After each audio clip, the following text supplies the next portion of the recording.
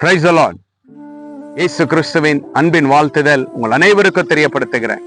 இன்று இயேசப்பா நம்மோடு என்ன பேசுறார் என்று நாம் பார்க்க போகிறோம். ரோமர் 10:13 கர்த்தருடைய நாமத்தை தொழுது கொள்ளுகிற எவனும் ரட்சிக்கப்படுவான்.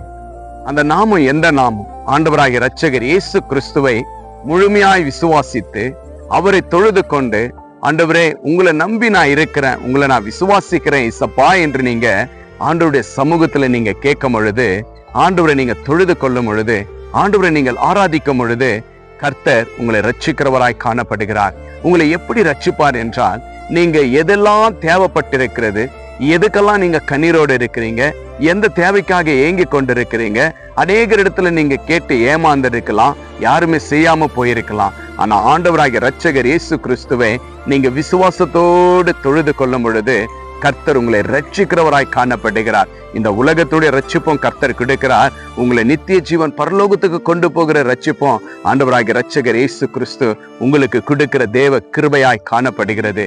நிச்சயமாகவே ஆண்டவரை தொழுது கொள்ளுங்க. நேரம் கிடைக்கும் போதெல்லாம் ஆண்டவரை தொழுது கொள்ளுங்க. ஆண்டவர் மேல விசுவாசம் வைங்க. சபைக்கு போங்க, வேதத்தை வாசிங்க, கர்த்தர் மேல பற்றுதலா இருந்து ஆண்டவருக்கு ஆராதனை செஞ்சு பாருங்களேன். உங்களுடைய வாழ்க்கையில எல்லாவற்றிலையும் ஆண்டவர் உங்களை ஆசீர்வதித்து பெரிய கிருபையினால் ஆண்டவர் வழிநடத்துவார். உங்க பிள்ளைகளை வழிநடத்துவார், உங்களை வழிநடத்துவார். உங்களுடைய தேவைகள் எல்லாம் எதெல்லாம் இருக்கிறது, எதுலெல்லாம் நீங்க ஆழமாய் மாட்டி இருக்கிறீங்க, எதுக்கெல்லாம் ஏங்கி கொண்டிருக்கிறீங்க, எல்லாவற்றையும் ஆண்டவர் ரட்சிக்க இயேசு வல்லவராய் காணப்படுகிறார். ரட்சிப்பு என்பது நம்மளை மீட்புறதாய் கர்த்தர் நமக்கு சொல்லி இருக்கிறார். நிச்சயமாக உங்களுடைய எல்லாவற்றையும் ஆண்டவர் ரட்சித்து ஆசீர்வதிப்பார். அது எப்படியாப்பட்டதா இருக்கட்டும், கர்த்தர் ரட்சிப்பார், உங்களை ஆசீர்வதிப்பார். விசுவாசமாயிருங்க. கர்த்தர் உங்களோடு இருந்து பெரிய காரியத்தை செய்வார். விசுவாசிங்க. நாம் ஜெபிக்கலாம். நேசிக்கிற பரலோக பிதாவே, தருமையான இந்த நல்ல வேலைக்காய் ஸ்தோத்திரம் அப்பா. ஆண்டவரே, உம்மை தொழுது கொள்ளுகிற யாவருக்கும் நீர் உண்மை உள்ள தேவனாய் இருப்பதற்காய் ஸ்தோத்திரம் ஆண்டவரே அப்பா. ஆண்டவரே, உண்மையாய் உம்மை தொழுது கொள்ளுகிற, விசுவாசமாய் உம்மை தொழுது கொள்ளுகிற ஒவ்வொரு தேவ பிள்ளைகளுடைய வாழ்க்கையில இருக்கிற எல்லாம் பொல்லாத எல்லாவற்றையும் ஆண்டவரே சப்பா அகற்றி போட்டுங்கப்பா, மாற்றி விடுங்க இசப்பா. சமாதானத்தை கொண்டு வாங்க ராஜா. அந்த குடும்பத்துடைய தேவைகள் எல்லாவற்றையும் கொடுத்து அவங்களை மீட்டு நீங்க ரட்சிக்கும்படி இயேசுவின் நாமத்தினால் கேட்கிறேன் கர்த்தாவே ராஜா. என் நாமத்தினால் எதை கேட்டாலும் நான் கொடுப்பேன் என்று வாக்கு கொடுத்தீங்கப்பா. ஆண்டவரே, உம்மை தொழுது கொள்ளுகிற யாவரையும் ஆண்டவரே நீங்கள் ரட்சிப்பீர் என்று சொன்ன தேவன் அப்பா.